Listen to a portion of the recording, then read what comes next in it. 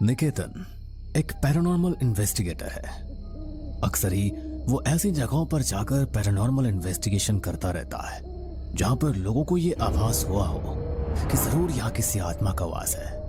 अभी तक तो निकेतन प्राइवेट पैरानॉर्मल इन्वेस्टिगेशंस किया करता था कि वो अपना यूट्यूब चैनल स्टार्ट करे और इंडिया में जो हॉन्टेड लोकेशंस है वहां पर पैरानॉर्मल इन्वेस्टिगेशन करके वहां की स्टोरी कवर करे और लोगों के सामने सच लेकर आए कि वो जगह सचमुच हॉन्टेड है भी या बस लोगों का वहम। भानगढ़ राजस्थान का एक छोटा सा गांव जो अपनी खूबसूरती और रहस्यमयता के लिए प्रसिद्ध है।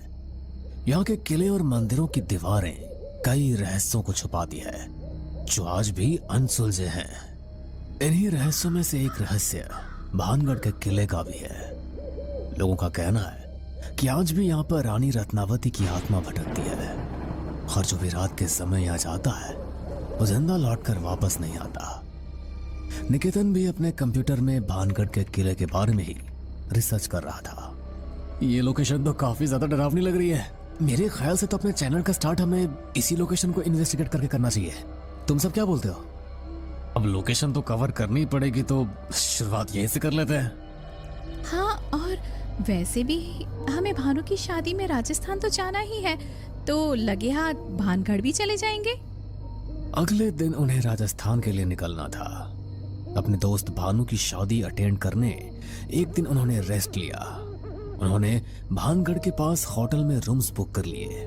पैरानॉर्मल इन्वेस्टिगेशन उन्हें रात को शुरू करनी थी, तो वो रात के लगभग 11 बजे अपने होटल से निकल गए। लेकिन जब वो होटल से निकल रहे थे तो मैनेजर ने उनसे पूछा, वैसे मुझे आपसे पूछना तो नहीं चाहिए, लेकिन आप सब इतनी रात को कहाँ जा रहे हो? आप जानते हो ना ये भानगढ़ का एरिया है और रात के समय थोड़ा रिस्की है। अरे ये रिस्की है या नहीं, बस यही पता करने जा रहे हैं।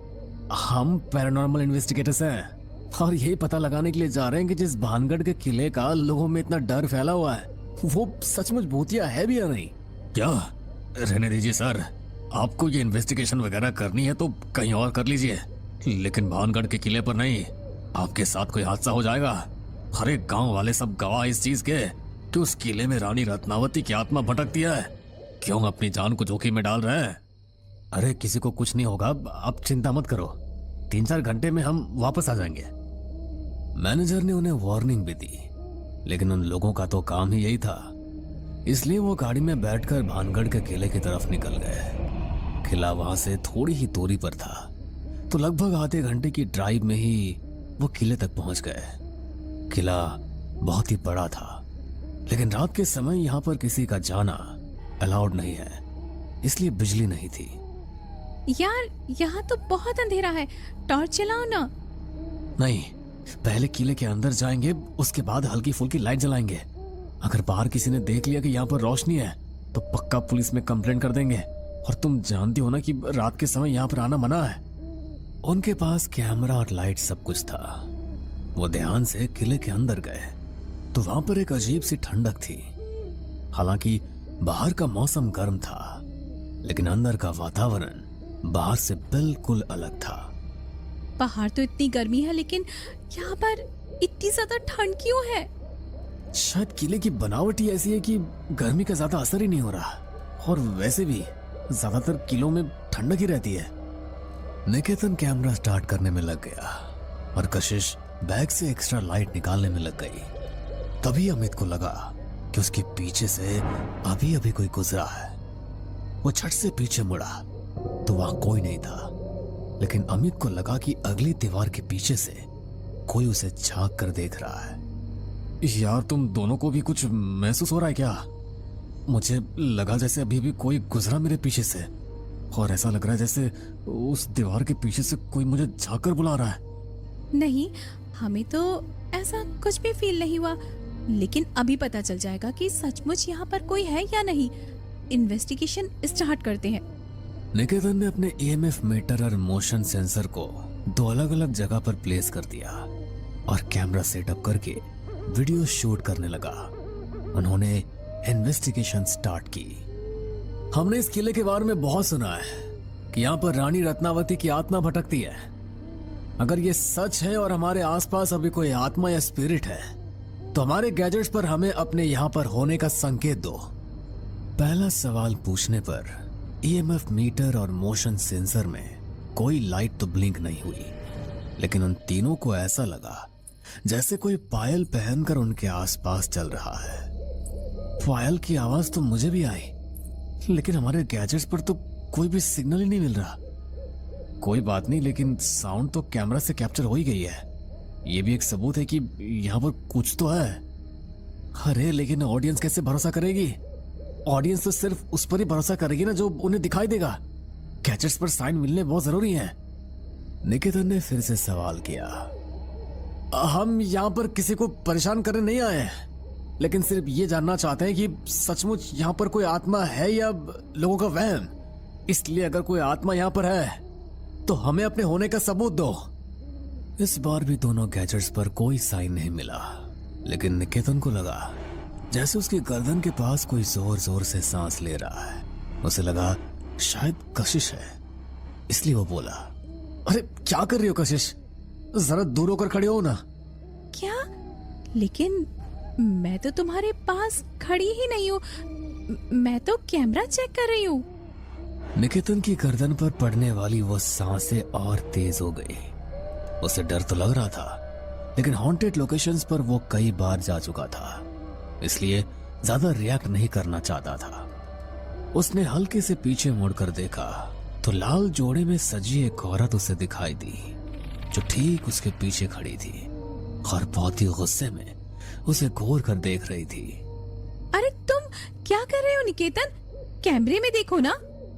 जैसे ही कशिश ने निकेतन को आवाज दी, वो औरत निकेतन के सामने से कहीं गायब हो गई। निकेतन ने हिम्मत करके कैमरा की तरफ देखा तो उसका पूरा शरीर पसीने से भीगा हुआ था। अरे भाई क्या हो गया तुझे? इतनी ठंड है यहाँ पर, तुझे पसीना आ रहा है? तुझे कोई एनर्जी फील हो रही है क्या? हाँ यार, अभी ऐसा लगा जैसे मेरे पीछे कोई औरत खड़ी थी। लाल रंग का जोड़ा पहना हुआ था उसने और बहुत गुस्से में दिख रही थी मुझे। देखो गाइस, अगर ऐसी बात है तो शूटिंग रोक दो। माना कि ये सब हमारा काम है, लेकिन अपनी सेफ्टी भी तो इम्पोर्टेंट है ना। चलो चलते हैं यहाँ से, मुझे भी यहाँ पर कुछ ठीक नहीं लग रहा। ऐसा है तो फिर ठीक है, चलो शूटिंग कैंसिल कर देते हैं। लेकिन हम लोगों का तो काम ही यही है ना, हॉन्टेड लोकेशन पर आए तो ऐसा एक्सपीरियंस होना तो आम बात है। आज से पहले भी तो कितनी सारी लोकेशन पर हमारे साथ ऐसा ही हुआ है। हाँ कशिश, तुम्हारा कहना भी ठीक ही है। एक बार और कोशिश करते हैं। अगर इस बार भी कुछ अजीब लगा तो हम चले जाएंगे यहाँ से, लेकिन थोड़ा आगे चलते हैं। वैसे भी यहाँ हमें गैजेट्स पर कोई साइन नहीं मिल रहा। शूट करने के लिए वो तीनों किले के अंदरूनी हिस्से में पहुंच गए। वहां पर तो इतनी ज्यादा ठंड थी कि वो तीनों उसे बर्दाश्त ही नहीं कर पा रहे थे।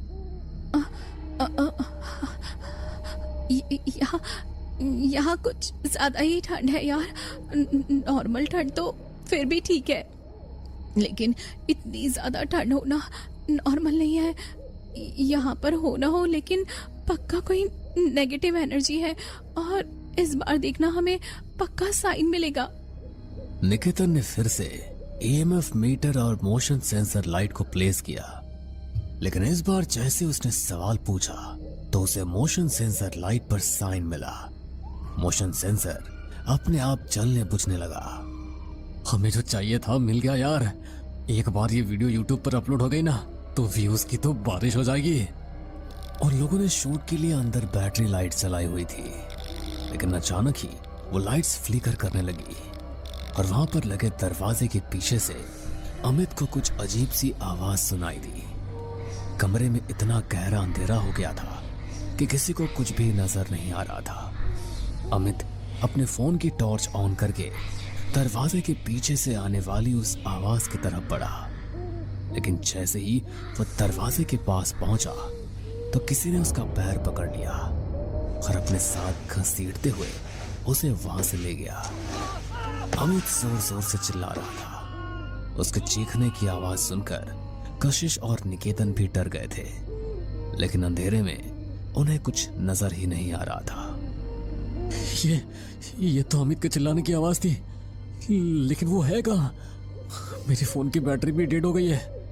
एक मिनट रुको निकेतन, मेरे बैग में एक्स्ट्रा बैटरी चार्ज है, मैं बस अभी निकालती हूँ।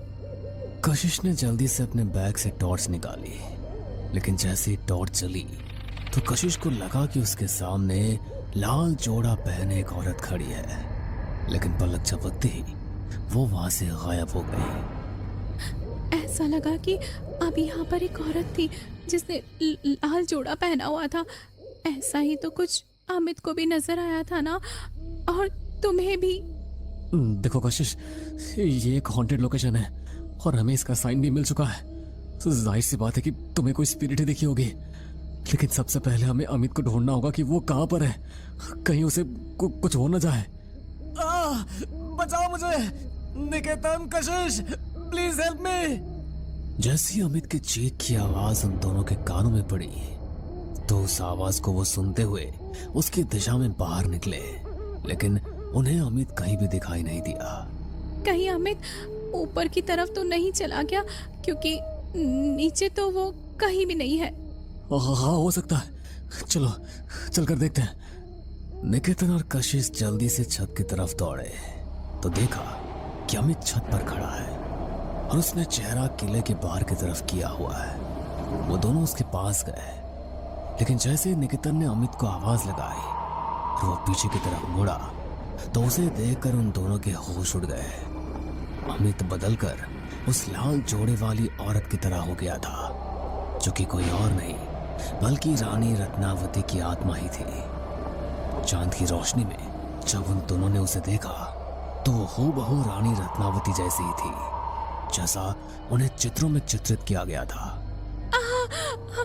इसका मतलब लोग सच कहते हैं, यहाँ पर सचमुच रानी रत्नावती की आत्मा है। कशिश, ये खुद ही हमारे सामने आ गई है, हमें यहाँ से भागना होगा वरना ये छोड़ेगी नहीं हमें। वो दोनों वहां से भागने के लिए पीछे मुड़े तो रानी रत्नावती की आत्मा उनके सामने आकर खड़ी हो गई। डर के मारे वे दोनों वहीं बेहोश होकर गिर पड़े। और अगली सुबह जब गांव वाले किले की तरफ से गुजरे तो 3 नवयुवक किले के बाहर बेहोश पड़े थे। उन तीनों को अस्पताल में भर्ती कराया गया और जब उन्हें होश आया तो पिछली रात का नजारा याद करके उन तीनों की रूह कांप गई। वो तीनों ही नहीं समझ पा रहे थे कि आखिर उनकी जान कैसे बच गई, लेकिन उस दिन के बाद उन्होंने पैरानॉर्मल इन्वेस्टिगेशन करना बिल्कुल छोड़ दिया और भानगढ़ के किले के उस सफर का खौफ हमेशा के लिए